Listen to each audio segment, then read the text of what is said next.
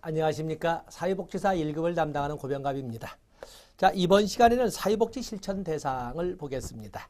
사회복지 실천 대상이라고 목차를 잡았습니다만은 앞에서 본 것처럼 사회복지사의 역할에서 미시적 자원, 중범위적 자원, 거시적 자원, 전문가 자원 이렇게 나누는 것처럼 사회복지 실천의 대상도 미시적, 중범위적, 거시적 이렇게 나눠서 접근해 볼 수가 있습니다.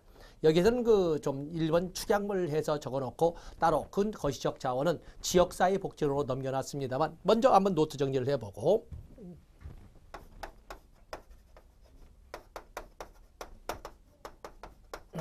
사회복지 실천의 범위를 가지고 접근해보면 사회복지 실천의 범위 또는 사회복지 실천 영역을 나면 범위로 해서 미시적 접근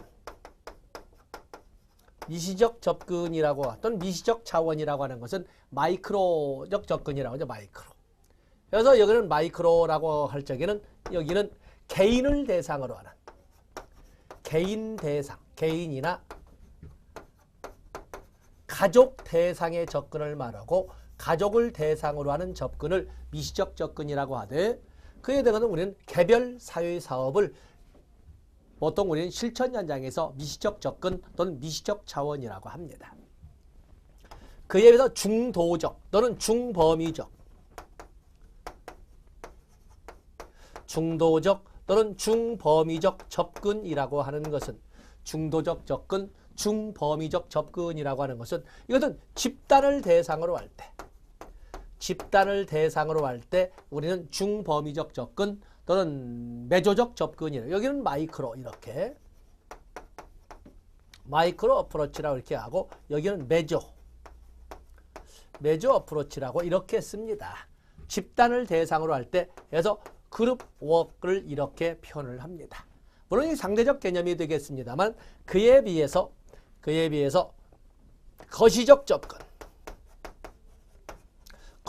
접근으로 설명한다. 매크로지요. 이 거시적 접근은 보통 조직이나 지역사회를 대상으로 할 때 이렇게 설명하되 여기는 보통 지역사회 조직사업을 듭니다. 물론 조직이라고 하는 것이 종래 교통통신의 발달에 미흡할 적에는 조직이라고 하는 것은 상대적 개념으로 집단보다는 좀 크고 어떤 공통의 관심사라는 말보다는 공통의 목적이란 말을 쓸 적에 이렇게 조직이라고 설명을 하고 있습니다만은 그 때문에 우리가 인행사를 다룰 적에 사회체제 중에 우리는 가족, 집단, 조직, 지역사회, 문화 이렇게 다뤄보지 않았습니까? 그런 경우는 거시적 접근을 이렇게 말을 합니다. 그래서 사회복지 실천론에서는 이 두 가지를 중심으로 다루고 여기는 지역사회 복지론에서 이렇게 개별적으로 다루고 있는 것입니다. 그래서 여기 본 사회복지 실천 대상에도 거기 보면 교재를 넘겨보면 개인체계와 가족체계 집단체계의 문제 이렇게 함으로써 사실은 미시적 접근과 중범위적 접근만 사회복지 실천론의 영역으로 이렇게 다루고 있는 것입니다. 그럼 개인체계 사회복지 실천의 대상으로서 개인은 개별 실천의 대상을 의미한다. 그래서 개별 실천은 또는 우리가 말하는 개별 사회사업은 실천을 사회사업이라고 하니까 개별 사회사업은 개인적 또는 사회적 문제에 직면해 있는 개인을 1대1로 만나 문제 해결을 원조하는 활동이다. 1대1로 만나 문제를 해결하는 활동을 바로 이 개인체계라고 설명을 한다라고 설명을 했습니다. 거기 개인체계의 특징, B급 정도가 되겠습니다만 개인체계의 특징. 예방보다는 치료적 입장에서 문제 해결을 중시한다. 자, 거기 중요 표시하시고. 자, 한번 적어보시죠. 사회복지 실천 대상으로서 그냥 개인체계가 아니라 실천 대상 사회복지 실천 대상으로서 개인체계는 첫 번째 예방보다 거기 오면 치료적 입장을 치료를 강조한다. 이 말은 개인체계뿐만 아니라 집단체계도 지역사회 조직사업도 현실적으로는 바라는 것은 이러한 사회적 역기나 개인적으로나 집단적으로나 또는 사회적으로 이런 역기능이 발생하지 않도록 사전적 적극적 예방 차원으로 이끌어가는 것이 훨씬 더 좋겠습니다만은 문제는 현실적으로 그러기 위해는 우리가 사전 예방적 차원의 국가 공권력의 개입이나 많은 힘 있는 사람들의 개입은 결국에 자유를 억압하는 이런 문제를 가져오거든요. 그렇기 때문에 뜻은 참으로 가상하지만 현실적으로 사회복지 실천의 대부분의 영역은 사후적, 소극적, 치료적인 입장으로 나갈 수밖에 없습니다. 대단히 바람직하지만 치료를 강조한다는 사실은 예방보다는 치료가 현실적인 접근이다 이 말을 하고 있습니다. 그리고 개인체계는 당연히 클라이언트의 문제중심 접근이다. 물론 이 문제중심 접근이라고 할 때 옛날에는 문제만 가지고 그것을 어떻게 치료해 줄 것이냐, 어떻게 해결해 갈 수 있느냐를 가지고 접근했지만 오늘날에는 1970년대를 넘어 80년대를 넘어서는 그런 80년대를 보통 넘어서부터는 개인의 병리적 측면인 문제, 클라이언트의 문제도 역시 예전처럼 강조하지만 그보다는 오히려 강점이나 자원이나 가능성에 더 큰 비중을 두는 이런 접근으로 바뀌어져 가는 모습을 볼 수가 있습니다. 그래서 클라이언트의 문제 중심이지만 오늘날에는 그 옆에다가 오늘날에는 강점, 자원, 가능성, 그냥 쓰겠습니다. 가능성 도 강조되는 시대로 흐름의 변화가 있다라고 옆에다가 거기에 클라이언트의 문제에 초점을 둔다. 그 옆에다가 오늘날에는 강점이나 자원이나 가능성도 강조되고 있다라고 이렇게 적어주시면 되겠어요. 또 그러면 관계를 중시한다. 그리고 관계를 중시한다. 관계가 강조된다. 그리고 네 번째 뭐라고 되어 있습니까? 거기 원조 과정을 강조한다. 원조. 엔다처럼 치료보다는 바로 원조를 강조한다는 건 바로 여기에 있거든요. 클라이언트 스스로가 가지고 있는 자원이나 강점이나 가능성을 활성화시킬 수 있는데 힘을 실어주는 것도 강조된다. 이렇게 설명할 수 있습니다. 그러면서 이 개인 체계에서는 환경 조성도 중요시된다. 다음에 벌먼의 케이스워크의 중요 요소가 나와 있는데 뒤에 이제 개별 사회 사업이 본격적으로 하고 개별 사회 사업 여기다 쓰겠습니다. 개별 사회 사업의 4대 구성 요소 이렇게 목차를 같이 붙여놓겠습니다. 개별 사회 사업의 4대 구성 요소에는 펄먼 여사가 제시한 것이 되겠는데 여기에는 어떤 사람이 어떤 문제를 가지고 왔을 때 프로블럼 전문 지식과 기술을 갖춘 기관에서 장소에서 플레이스 사실은 기관이지요. 장소에서 도움을 제공하는 일련의 원조 과정 사실은 헬핑 프로세스인데 그냥 프로세스 사실은 여기에 헬핑 더 중요한 헬핑이죠. 헬핑 프로세스 해서 이것을 굳이 이렇게 해서 4P라고 이렇게 함축시켜서 합니다만 마지막에 나오는 프로세스는 원조 과정을 말합니다. 헬핑 프로세스. 어떤 프로블럼을 가진 퍼슨이 도움을 요청했을 때 전문 지식과 기술을 갖춘 플레이스에서 도움을 제공하는 일련의 헬핑 프로세스를 이렇게 4P라 하고 그것을 일반적으로 개별 사회 사업의 4대 구성 요소라고 설명을 하고 있습니다. 다음에 가족체계가 나와 있네요. 가족체계. 보통 우리가 가족체계를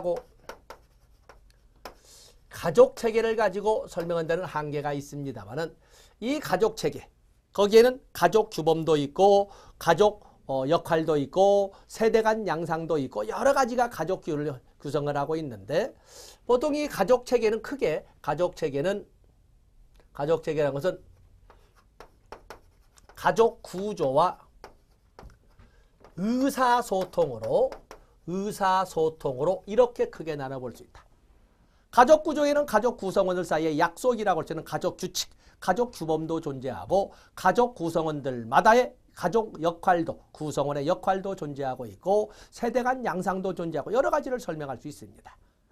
또한 중요한 것은 가족체계는 반드시 커뮤니케이션으로 이 가족 체계가 운영되고 있는데 이 커뮤니케이션에는 주로 너 전달법과 같은 또는 다양한 소위 가족 구성원들의 경계선을 애매하게 하거나 너무 소원하게 하는 역기능적 의사소통이 있는가 하면은 나 전달법과 같은 소위 기능적 의사소통도 있습니다. 물론 당연히 가족체계를 사회복지 실천을 통해서 기능적 의사소통을 하게끔 헬핑하게 되는 것이고 하겠지만은 어쨌든 크게는 가족체계는 가족 구조와 의사소통으로 이루어져 있다. 또 건강가정기본법에 보면 가족의 구성은 혼인, 그리고 혈연, 그리고 입양을 통해서 형성되는 걸로 이렇게 설명하고 있습니다. 그리고 오늘날 가족체계는 기능의 축소를 특징으로 합니다. 기능의 축소. 옛날에는 거의 자급자족의 경제구조가 이루어지면서 가족이 바로 세상의 전부였었는데 이제는 가족이라는 것이 엄마의 사회 진출이라든지 이런 도시와 산업화의 빠름에 모드라는 것이 가족생활에게도 영향을 미쳐서 결국에 가족이 어떤 심리적 공간인 홈의 역할보다는 물리적 공간인 숙소, 휴게소의 역할밖에 하지 못한다고 이렇게 말을 할 정도로 가족의 기능이 대폭 축소된 이런 모습을 특징으로 하고 있습니다. 자, 거기에다가 여기 보시면 가족에는 기능적 가족체계도 있고 역기능적 가족체계도 있습니다. 또 가족은 어쨌든 간에 그것이 얼마나 시간이 걸리지 가족에는 가족의 항상성이 존재한다. 가족의 항상성이 존재를 한다. 가족들은 어떻게든 간에 일정 상태를 유지하기 위해서 에너지, 가족 구성원들의 힘도 사용하고 그렇게 해서 스스로 일정 상태나 평형 상태를 유지하려는 이러한 경향성을 보여주는데 이걸 가족의 항상성이라고 합니다. 그런가 하면 가족에는 가족 구성원들 간에 지켜야 하는 그런 약속이 존재를 하는데 그것을 가족 규범 또는 가족 규칙이라고 합니다. 그건 조금 전에 말씀드렸죠. 또 가족 구성원들 사이에는 가족 체계에는 가족 신화가 존재를 합니다. 우리들은 무슨 할아버지의 멧돼손으로서 적어도 지금은 그런 상황이 못 됐지만 그 할아버지의 뜻을 따라 아니면 그 할아버지 때의 영화를 위하여 열심히 노력해서 그때를 다시 그때로 되돌아가야 돼라고 하는 어떤 명시적, 묵시적 이러한 어떠한 그 기대라든지 이런 신념들이 존재하는데 모든 가족에는 그런 꿈이 있습니다.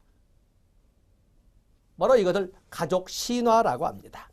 그러면 가족에는 가족 구성원들 간의 경계가 존재를 합니다. 가족 구성원들 간의 경계. 가족 구성원들 간의 경계가 존재를 하지요. 여기는 유리된 경계도 있고 너무 남남이나 다름없이 살아가는 유리된 경계도 있고 너무나 의존하고 사는 마마보이, 시스터보이 하는 것처럼 너무 의존하는 이러한 밀착된 경계도 있고 또 그런가 하면은 그야말로 정상적인 이런 경계도 존재한다. 어떤 가족 구성원들의 경계선을 어떻게 유지하느냐에 따라서 첫 번째는 기능적 가족체계가 될 수도 있고 역기능적 가족체계가 될 수도 있습니다.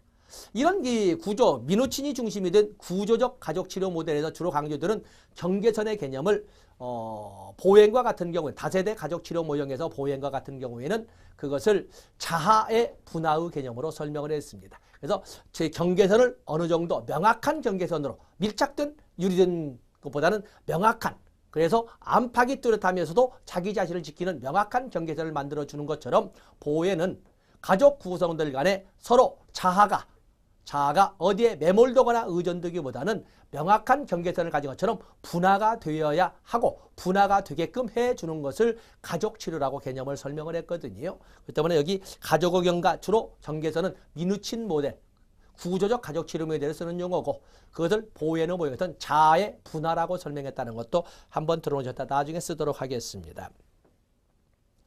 거기 보면 기능주의, 갈등주의, 상호작용주의에서 가족 문제를 바라보는 관점이 있는데 기능주의에서는 자 우리가 기능주의라고 설명을 할 적에는 이렇게 의미를 볼 수가 있습니다. 기능주의는 우리가 크게 한번 적어봤습니다만은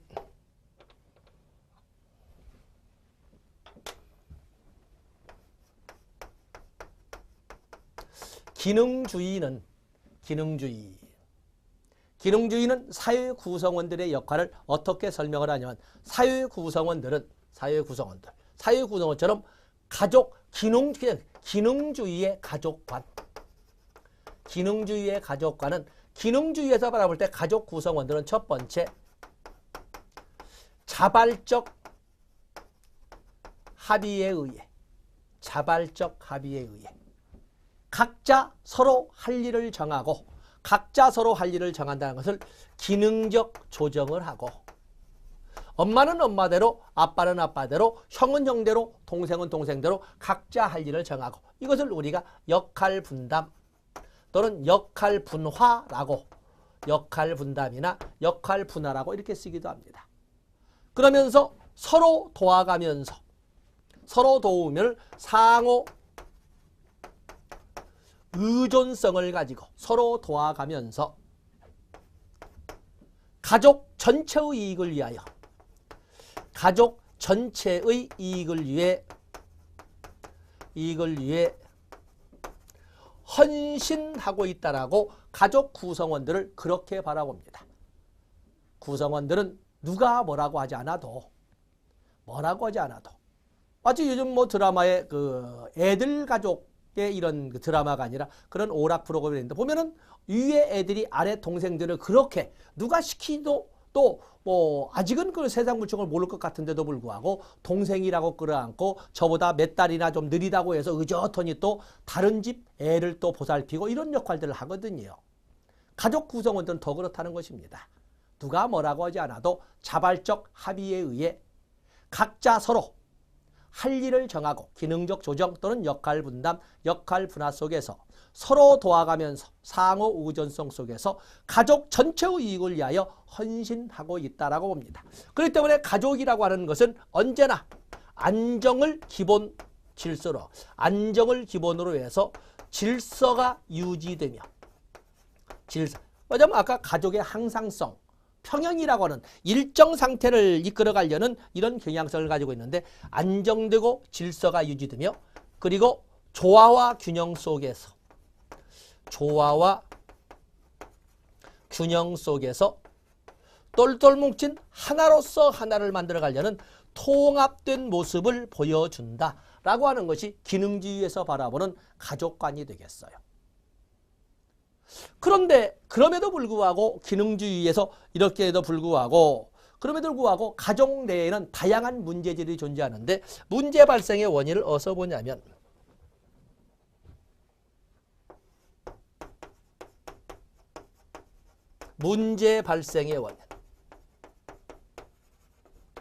문제 발생의 원인을 이들은 부적응을 우리는 부적응한 것은 가족 규칙에서 벗어나는 가족 규칙에서의 일탈, 가족 규칙에서의 탈선 등 이렇게 가족 규칙에서 벗어나려는 일부 구성 요소의 일부 가족원의 일부 가족 성원들의 문제를 가족 문제로 이렇게 확대 해석하는 거예요. 그에 비해서 갈등론의 입장에서는 갈등주의의 가족관을 보시면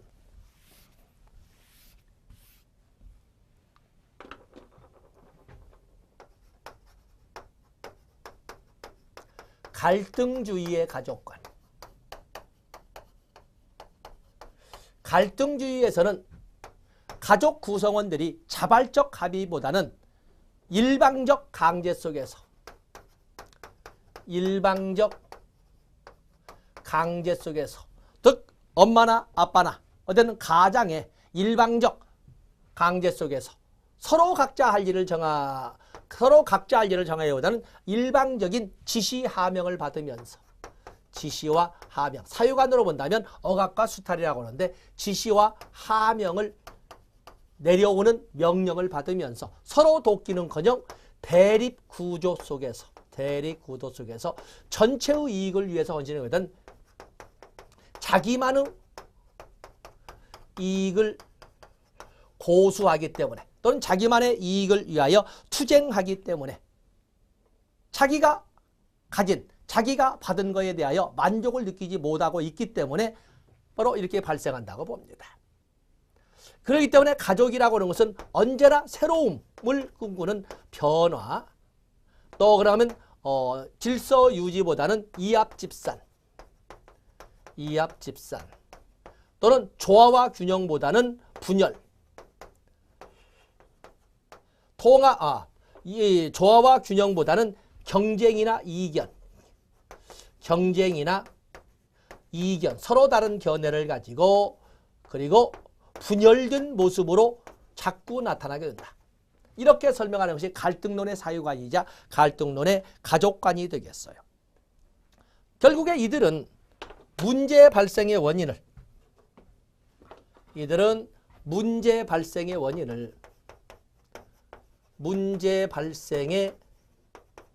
가족 문제의 발생 원인을 어디에서 찾냐면 이들은 불평등에서 찾고 있어요. 불평등에서. 다시 말해서 권력이나 자원의 불균등이죠. 불균등, 양극화. 지나친 가부장제라든지 아니면 형에게만 우선권을 준다든지 아니면 언니라고 해서 거의 대부분의 권력을 언니에게만 밀어준다든지 이런 것처럼 소위 자원이나 또는 권력의 불평등을 바로 문제 발생의 원인으로 보고 있어요. 그런데 문제는 이것은 언제나 상존하고 있다고 봅니다. 문제 발생의 원인, 불평등으로 인한 것은 일부 가족 성원들의 문제가 아니라 가족들의 일반적인 가족들의 일반적 현상이고 바로 이 일반적 현상을 통해서 가족 발전을 이끌어갈 수 있다라고 이렇게 설명하고 있는 거예요. 그 때문에 가족 내에서 형제들 간의 투쟁을 통해서 사실은 사유 현실도 이해할 수 있고 그를 통해서 어떻게 이 억압과 수탈이 될 경우에 그걸 헤쳐나갈 수 있는 전략 전술도 깨뜨릴 수 있다라고 보는 것이 갈등론에서 바라보는 가족관이 되겠습니다. 그래서 여러분들이 거기 보시면 한번 교재를 보겠습니다. 기능주의에서 가족 문제란 가족의 기능이 통합되어 있지 않을 때 문제가 생긴다고 보고 통합이라고 하는 것은 가족 구성원과 환경 간의 관계가 원만해질 때 하나로서 동질성을 가지고 움직이게 되는데 통합되지 않았기 때문에 엄마는 엄마대로, 아빠는 아빠대로, 형은 형대로, 동생은 동생대로 이렇게 뿔뿔이 흩어진 기능을 하다 보니까 전체의 이익을 위하여 통합된 기능을 발휘하는 것이 아니라 그러지 못하기 때문에 바로 그것을 우리가 부적응, 환경과의 관계가 원만치 못하거나 환경과의 관계에서 만족을 느끼지 못하기 때문에 발생한다고 보고 바로 이런 그 근원은 바로 역할 기대의 차이에서 생긴다고 본다. 가족 규범을 인식하는, 가족 구성원 간의 규칙을 인지하려는 형이나 엄마나 부모들은 지켜야 한다라고 가족 규범이나 가족 규칙을 강조하는데 동상이나 언제나 지시하명이나 받고 억압수탈을 받는다고 하는 동생이나 작은 애들의 입장에서는 맨날 엄마 아빠 맘대로 한다고 그러고 맨날 형 맘대로 한다고 이렇게 자꾸 분란을 일으키고 울고 하는 거거든요. 바로 그런 과정을 이렇게 표현을 했습니다. 갈등주의에서는 가족 문제를 가족 간의 갈등이 펼쳐진 걸로 이사하고 권력의 차이로 인한 이게 바로 불평등이죠. 불평등에서 그 문제를 그 원인을 찾았다라고 하는 것이 갈등론의 입장입니다. 지금 여기는 내가 가족관이기 때문에 가족관이라고 설명을 했지만 사실은 기능주의의 사유관, 갈등주의의 사유관의 입장으로 설명할 수가 있습니다. 그래서 만약에 문제가 나올 적에 어디에서 나오든 간에 기능론 그러면 이 8개나 9개의 단어, 부적응까지 그리고 갈등론 그러면 이 8개에다가 문제 발생 원인이나 갈등 발생 원인, 불평등까지 9개의 단어를 가지고 같이 접근해 주시면 됩니다. 다음에 상호주의에서 바라보는 것은 가족의 문제는 가족의 형태나 기능이나 구조나 역할 수행에 대한 개념 규정에 의해서 생겨난다고 본다. 이 말은 뭔 말이냐면 결국에 사실은 상호주의에서 바라보는 상호주의의 가장 대표적인 이론이 낙인 이론이 되겠는데 상호주의에서는 사회문제의 원인을 어디서 보냐면 사회문제란 본래부터 있었던 것이 아니다. 단지 그 사회나 그 시대를 지배하는 세대나 사람에 의해서 정해진 개념이나 컨셉, 개념이나 정의가 다른 사람에게 받아들여지지 않음으로써 발생하는 것이다. 사실은 서로 다름을 인정해야 된다고 불구하고 힘 있는 그 시대나 그 지역을 지배하는 지배자들은 자기의 개념이나 정의와 다른 사람의 것이 일치되지 않는다고 해서 다른 사람들을 범주시함으로써 사회문제가 발생했을 뿐이지 본래부터 사회문제가 존재하는 것은 아니다라고 하는 것이 낙인이론을 대표적으로 하는 상호주의적 입장이 되겠습니다. 상호주의에서는 그러면 어떻게 문제를 풀어가야 되느냐? 서로 다름의 인식의 상대성을 인정해야 된다라는 것이 바로 여기 나오는 상호작용주의의 입장이 되겠습니다. 낙인지론은 곧잘 나와서 낙인지론에서 사용되는 이론이 되겠습니다. 다음에 이제는 면적을 너무 많이 차지했습니다만 이제는 우리가 집단을 보도록 하겠습니다. 집단. 집단이라고 하는 것은 집단.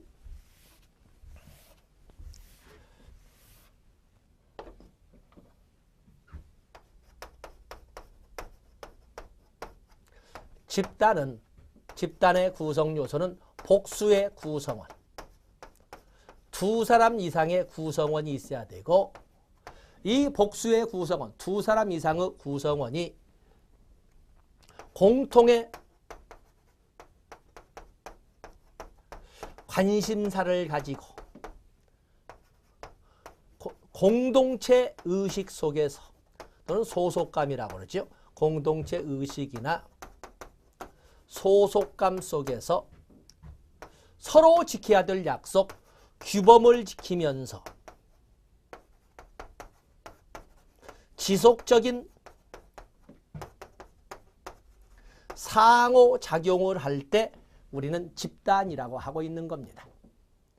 집단이라고 하는 것은 한 사람, 이 5가지가 모두 우리가 모두 충족될 때 집단이라고 하는 거예요. 복수의 구성원이 공통의 관심사를 가지고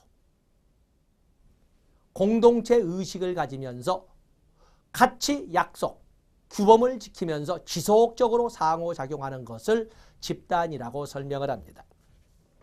그래서 거기 보시면 집단은 적어도 두 사람 이상이 공통의 목표, 관심사보다는 목표라고 하면 조직의 개념에 좀 가깝습니다만 그렇게 공통의 목표나 비슷한 어떤 흥미나 관심을 가지고 반복적으로 모여 서로에게 영향을 주며 함께 기능할 수 있는 함께 기능할 수 있는 규범을 만들어 집단적 활동을 하기 위한 목표 응집력을 발달시키는 모임을 말한다.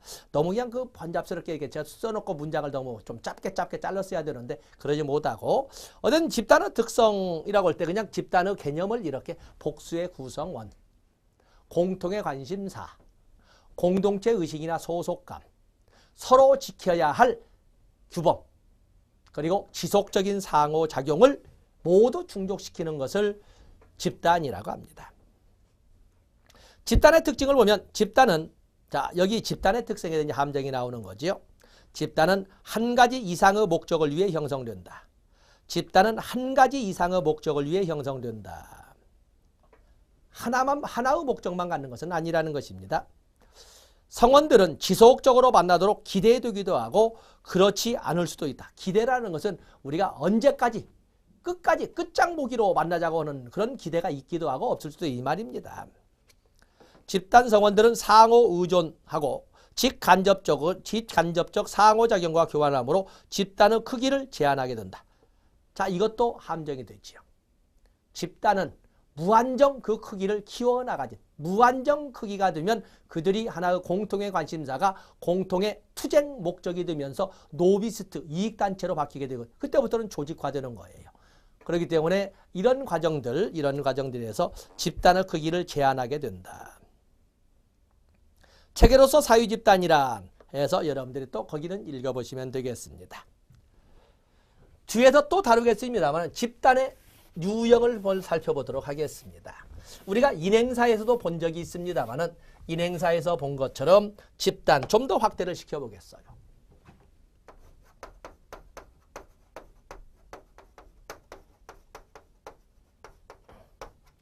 집단의 분류를 이렇게 뒤에서 인행사에서도 봤고 뭐 물론 출제는 따로 이게 되겠습니다만 집단 그냥 집단이라고 해서 테니스의 분류 그냥 테니스의 분류는 결합 의지를 가지고 결합 의지를 가지고 공동사유와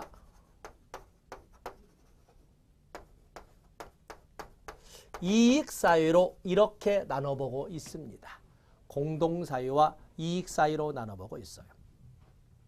공동사유는 자신의 본질적 의지와는 자신의 자율의지와는 관계없이 이미 주어져 있는 의지에 의해서 자기가 오히려 소속된 거예요. 본질적 의지. 본질적 의지에 의해서 결합된 형태로 지금은 가족이나 친족에 국한할 수밖에 없습니다. 물론 전통적 사유나 전통 사유를 그대로 유지하고 있는 것은 촌락 공동체. 대대로 우리의 산하로 본다면 분수령상의 물줄기를 중심으로 대대로 물줄기 양쪽에 촌락을 이루고 몇 대에 걸쳐서 살면서 서로 친인척 관계를 맺는 관계는 바로 이 공동사유가 되겠습니다만, 그러지 않은 경우에는 지금은 우리가 주변에 수도권에 가까우면 가까울수록 주변 촌락에 가면 같은 토착인들은 거의 없지 않습니까? 공동사유라고 하기 이제는 내 자율적 선택과는 관련 없이 이미 주어져 있는 의지에 의해서 만들어진 것은 공동사유인데, 그것도 사실은 공동사유가 이루어지려면 지리적 접근성도 있어야 되는 거거든요. 그렇기 때문에 요즘에 보면은 아무리 사촌이라 하더라도 남남처럼 서로 알지도 못하고 이렇게 지나가고 있지 않습니까? 서구처럼 될 거예요. 그에 비해서 이익사유라고 하는 것은 이해타산적 의지, 의도적 이해타산적 의지에 의해서 만들어진 기업이나 정당이나 이런 것들은 거의 이익사유가 되겠어요. 그에 비해서 쿨리의 분류를 보면 쿨리의 분리는 접촉 방식을 가지고 쿨리는 접촉 방식을 가지고 1차 집단과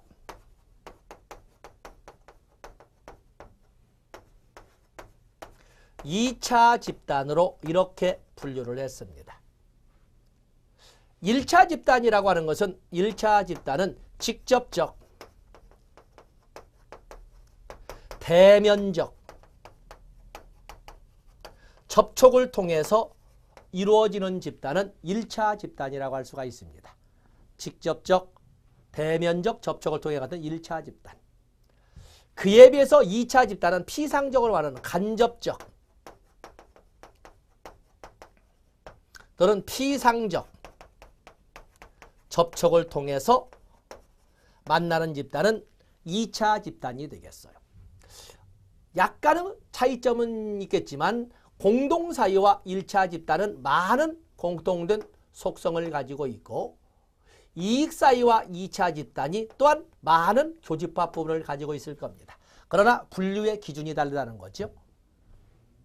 결합 의지에 의해서 게마인샤프트와 게젤샤프트, 공동사유와 이익사유로 나누고 있고, 접촉 방식에 의해서 1차 집단과 2차 집단으로 나누고 있습니다. 그런가 하면은 썸너는 소속감을 기준으로 해서 썸너의 분류를 보면 여기는 소속감을 기준으로 해서 내 집단과 유집단으로 이렇게 나누고 있습니다. 내 집단이라고 하는 것은 우리 그룹, 우리 집단. 유집단은 타인 집단 또는 그들 집단이라고 이렇게 부르기도 합니다. 유집단, 내 집단, 이건 상대적 개념으로 수시로 바뀌게 되겠습니다만, 어쨌든 쉽게 우리라고 하는 단어가, 우리 동네에서는, 우리 아파트에서는, 내가 다니는 우리 학원에서는 이렇게 우리란 말이 쉽게 나오면 내 집단입니다. 순간순간이지만 소속감을 느끼고 있다는 거거든요. 그것이 표명된 거예요. 그에 비해서 어디에서는 우리란 말을 쓰지 않는 집단은 그냥 그들 집단, 타인 집단, 의 집단이라고 설명을 하는데 상대적입니다. 우리의 축구 국가대표가 외국과 경기를 할 적에는 그대로 국가대표 선수들 모두가 우리 선수들입니다. 나도 그 중에 일원이에요. 우리 선수. 그런데 그들이 국제전을 마감 짓고 돌아와서 각각 소속팀으로 들어가서 싸우게 되면 내가 응원하는 소속팀이 아닌 놈들은 그들 집단, 타인 집단의 적군일 뿐이에요. 그래서 내 집단과 이 집단은 상대적 표현인 것이지 언제나 고정된 명제로 존재하지는 않습니다. 자, 이렇게 볼 수가 있어요. 그 외에도 많이 준거 집단도 있고 소속 집단, 그것도 적어볼까요? 준거 집단과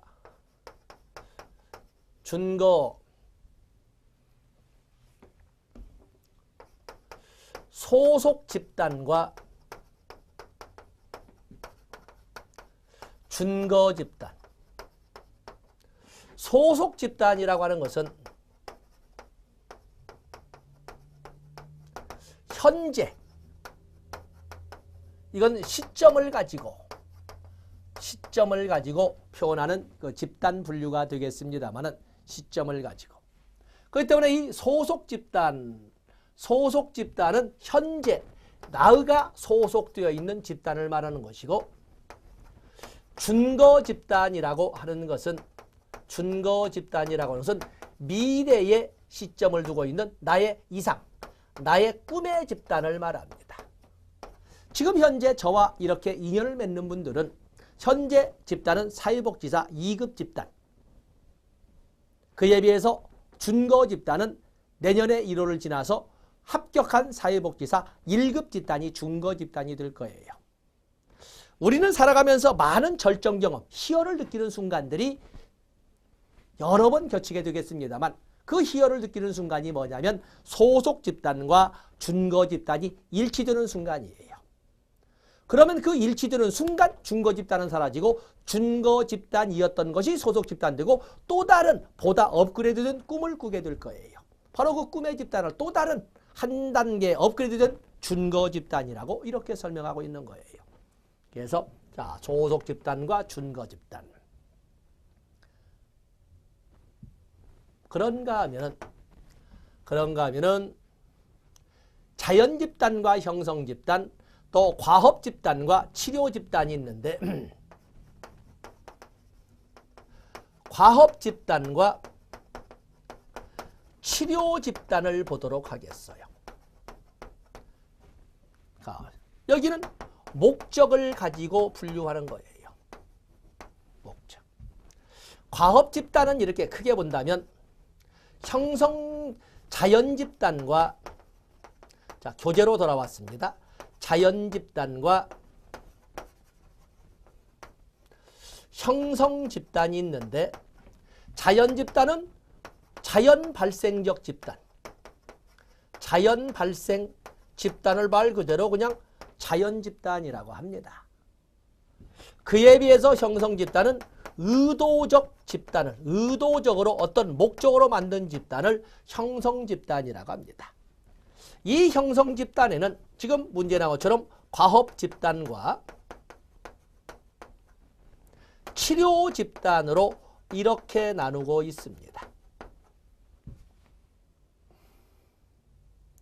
분명한 목적을 가지고 만들어진 의도적 집단 중에 과업 집단은 목적이 어디에 있냐면 집단의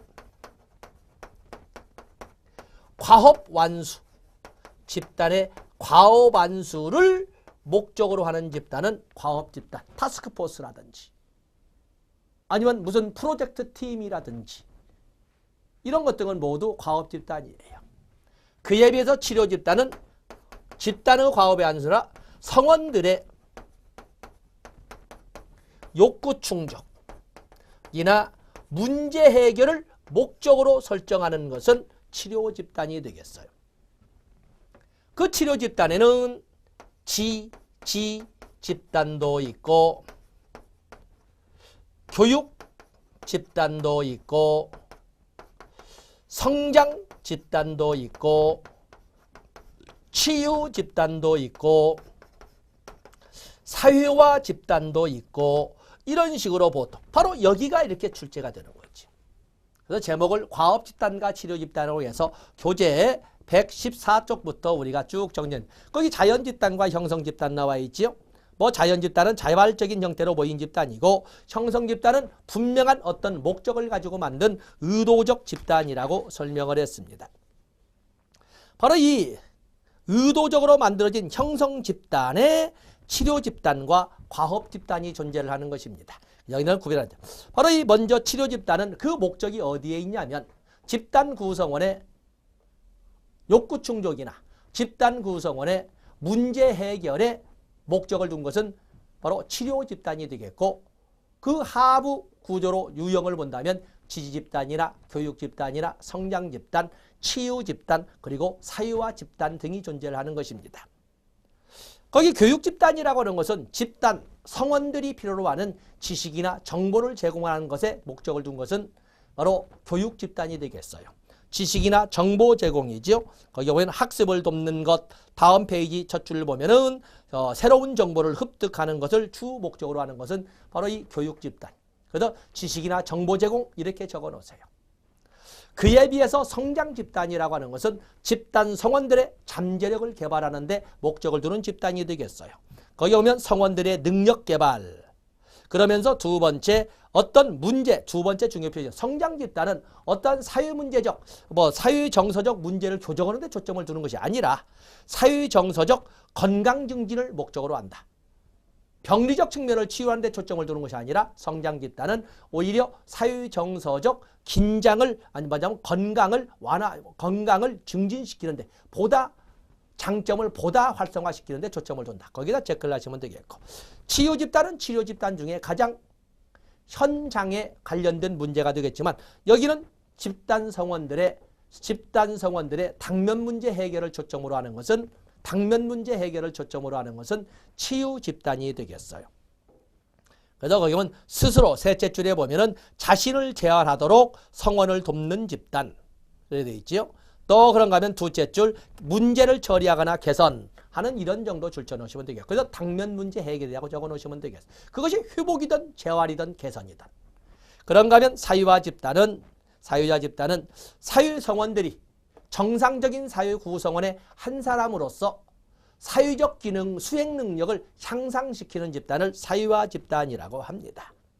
그래서 사회적 기술과 사회적으로 수용된 형태의 행동을 효과적으로 수행할 수 있도록 말이 길죠. 사회적 기능 수행 능력을 사회적 기능의 수행 능력을 향상시키는 집단은 사유화 집단이 되겠어요. 그에 비해서 자주 나오는 것이 바로 지지 집단이 되겠어요. 지지 집단이라고 하는 것은 지지 집단은 여기 지지 집단 썼지요. 지지 집단이라고 하는 것은 지지 집단. 이것은 상호 서로 같은 동병상련하는 사람들끼리 심리 교류도 하고 동시에 정보 교환도 하는 어떤 사람들이 같은 아픔을 가지고 있는 사람들끼리 말하지 않아도 눈만 보고도 정화법, 환기법이란 말을 몰라도 그렇게 같이 속을 알아주는 사람끼리 가슴끼리 교감도 하고 그리고 서로가 같이 가지고 있는 문제에 대한 해결책에 대한 정보도 교환하는 이런 집단을 지지. 맞으면 이런 집단, 사회복지사가 그렇게 할 수 있도록 지지해주는 서포티브하는 집단을 지지 집단이라고 합니다. 지지 집단은 성원들이 스트레스를 주는 생활상 사건을 잘 대처하고 효과적으로 적응할 수 있도록 원조하는 데 목적을 두는 집단으로 특징은 서로가 같은 아픔을 가지고 있기 때문에 디귿번 대개 유사한 문제와 경험을 갖고 있어서 이렇게 표현해 서로 동명상련하는 사람들끼리 만났기 때문에 유대가 빨리 형성되고 자기 표출의 정도가 매우 높은 집단이다. 이게 바로 지지 집단입니다. 그런데 이와 유사한 집단이 116페이지 자조 집단이 있습니다. 자조 집단도 사실은 같은 문제나 고민거리, 스트레스, 같은 아픔을 가지고 있는 사람들끼리 서로의 아픔도 교감하고 그런 아픔을 치유할 수 있는 정보를 서로 교환하는 집단의 의미를 가지고 있거든요. 근데 어떤 것은 지지 집단이고 어떤 것은 자조 집단인가 라고 할 적에 그렇게 할 수 있도록 서로 아픔도 교환하고 아픔을 치유할 수 있는 정보도 교환하는 교감을 같이 할 수 있도록 사회복지사가 주도적 역할을 해서 돕는 서포티브하는 것은 지지집단. 그에 비해서 그러한 것을 집단 구성원들 스스로 상호작용을 통해서 이끌어가는 것은 자조집단이라고 하는 겁니다. 그래서 똑같이 같은 아픔의 문제를 가진 사람들이 모여서 서로 같은 아픔도 치유하고 동시에 아픔을 치유할 수 있는 정보도 교환하는 것은 지지집단이나 자조집단이 되겠는데, 그렇게 할 수 있도록 사회복지사가 적극적 역할을 하는 것은 지지집단, 집단 성원들이 스스로 이끌어가는 것은 자조집단이라고 이렇게 이해하시면 되겠습니다. 그에 비해서 다시 115쪽으로 와서 보시면 과업집단이라고 하는 것은 과제집단, 타스크 이렇게 들어가니까 이것은 집단 목적 그 자체가 집단의 과업안수에 목적을 두는 것을 과업집단, 과제집단이라고 합니다. 거의 뭐 주된 목적을 이렇게 되어 있는, 물론 모든 집단이 어느 한쪽만 집단 구성원의 욕구 충족이나 문제 해결만 아니면 집단의 과업안수만 하는 것은 아니겠습니다만, 그렇기 때문에 거기 굵은 글씨는 놔두고 위원회 또는 대표자 협의회, 팀, 뭐 사회행동집단, 치료협의회 뭐 이런 것도 있지만 우리가 흔히 말하는 타스크포스라든지 또는 뭐 프로젝트 팀이라든지 이런 단어들이 나오면 바로 과업집단이라고 이렇게 이해를 하시면 되겠습니다. 어느 한쪽의 목적만을 가지고 있는 것은 아니거든요. 자, 이렇게 해서 우리가 인행사에서 살짝 언급하고 넘어왔던 집단에 대해서 다시 한번 살펴봤습니다. 집단은 뒤에 또 집단 사유사가 나오면 다시 이것을 다시 한번 판서를 하고 여러분들이 내면을 하게 될 겁니다. 이 시간은 여기까지 하고 다음 시간에 사회복지 실천의 기술로 넘어가도록 하겠습니다. 고맙습니다.